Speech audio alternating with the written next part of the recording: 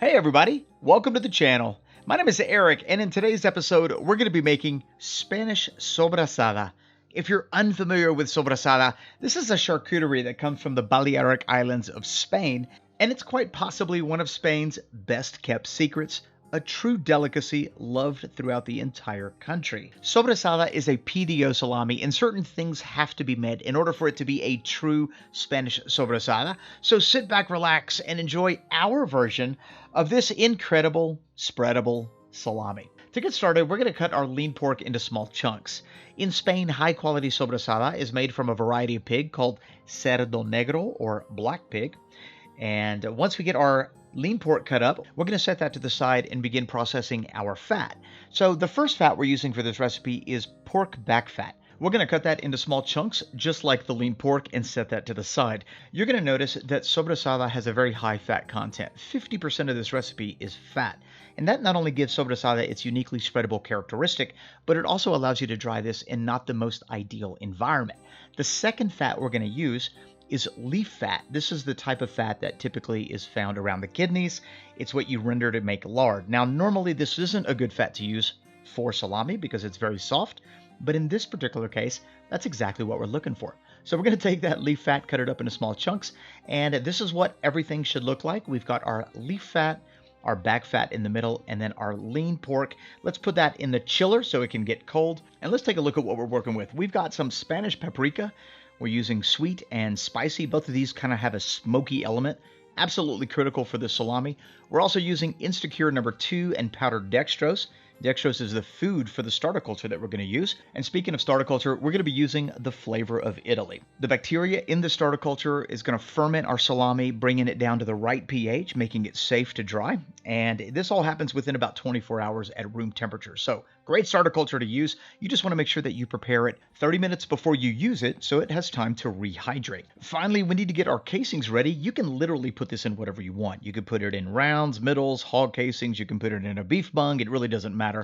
We're using beef middles from the sausage maker, 60-65 millimeter, and we just let these soak overnight. And just to mention, the cure time for this salami is completely relative to the size of the casing. So if your casing is larger, you're going to let it cure for longer.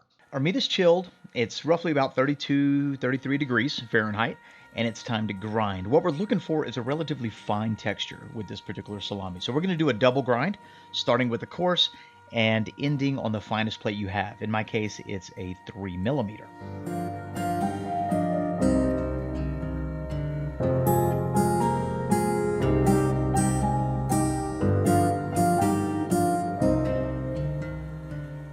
After our meat has been ground, it's time to mix it, and this is where we're going to add our seasonings and our starter culture. It is important to know, though, that because of the high fat content and the finely ground mince, your sausage meat is not going to act the same way as other salamis. It's not going to be super sticky. So you're going to be mixing for a couple of minutes, and the goal here is to just make sure that all of your ingredients get properly incorporated, and then depending on what you're using as a mixer, so for this KitchenAid it only took a couple of minutes, the end result should be a farce that's not sticky, not greasy, and resembles that of a smooth paste, just like this.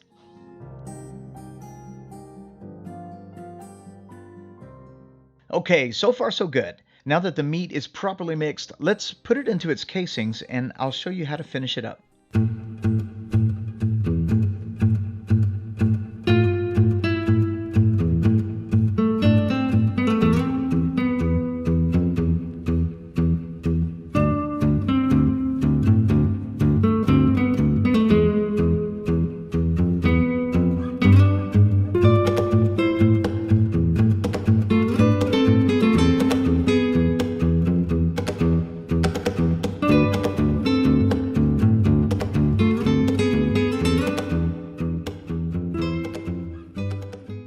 Now that your meat is in its casing, it's time to tie up your sobrasada so that you can get it ready to hang. And you can tie this however you like, but I did find that in Spain there was a relatively unique way of tying up the sobrasada, and I thought it was pretty cool, so let me show you how to do it. Start by taking a 12 to 16-inch piece of string, and about halfway down that string, place your sobrasada.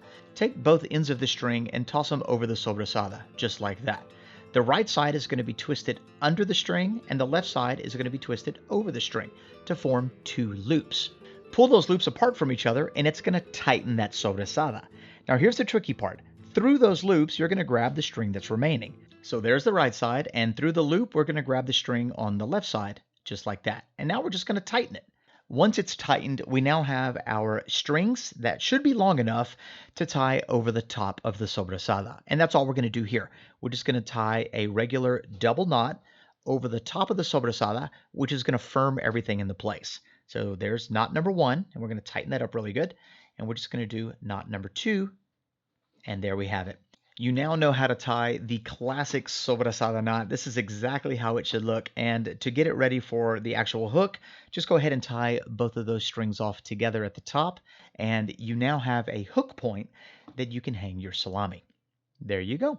Okay, so now that all of our sobrasadas are tied up, let's go ahead and prick them with a sausage pricker. You want to make sure that you prick the entire salami, all sides, especially any air pockets that might have formed. You want to get those air pockets out. And finally, we're going to weigh and record the weight of our sobrasada. Okay, so it's now time to ferment our salami, and we're going to ferment this in our kitchen covered in cling film to maintain a high humidity. You can ferment this anywhere you want as long as the temperature is between 75 Fahrenheit to 85 Fahrenheit and your humidity is pretty high. Your target pH is 4.9 to 5.2. That's considered the safe zone. This is what our salami now looks like 24 hours later.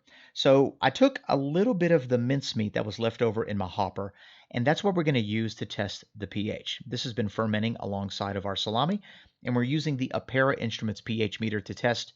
Great pH meter. Check out the description box below if you want more info on that. If you test your salami and you notice you haven't hit your target yet, just wait a couple more hours and retest. Right now, after 24 hours, we're testing out at 4.96, 4.95. Absolutely perfect. We are ready to start drying. I'm going to be placing this into a modified fridge with controlled temperature and controlled humidity. But this is a very forgiving salami, so if you have a basement with moderately high humidity and cool temperatures, it should work as well. And we're just going to spread some of that mold around to keep any of the bad mold from growing. So here are the parameters for drying. Ideally 55 degrees Fahrenheit with an 80% humidity. 6 to 8 weeks, depending on the diameter. This is what your sobrasada will look like after it's done drying. And unlike a regular salami, this is going to be incredibly soft. That's exactly what you're looking for, so don't get nervous. All right, so let's give it a slice and see what it tastes like.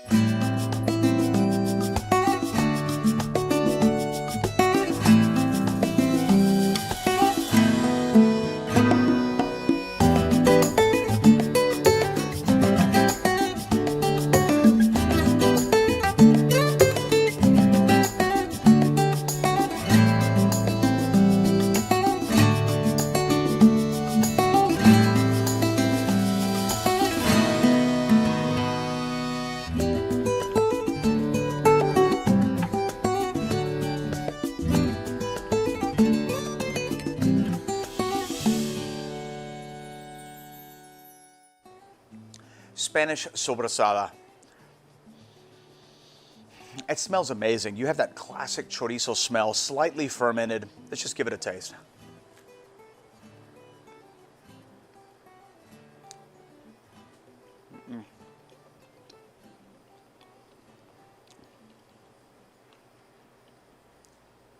Wow. There is a lot going on in this salami. It's absolutely delicious. Smoky, unctuous. It's got a great mouthfeel as it sits out at room temperature. It just melts right in your mouth.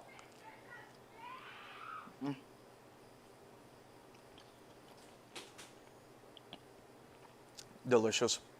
Sobrasada, relatively easy to make. Definitely a lot more forgiving than regular salami, and I hope you get a chance to make it. If you have any questions about Spanish Sobrasada or this process, leave them in the comment section below. And if you're new to the channel, we'd like to say welcome. Don't forget to subscribe, like, comment, and share. We post new videos each week. We'll see you in the next one.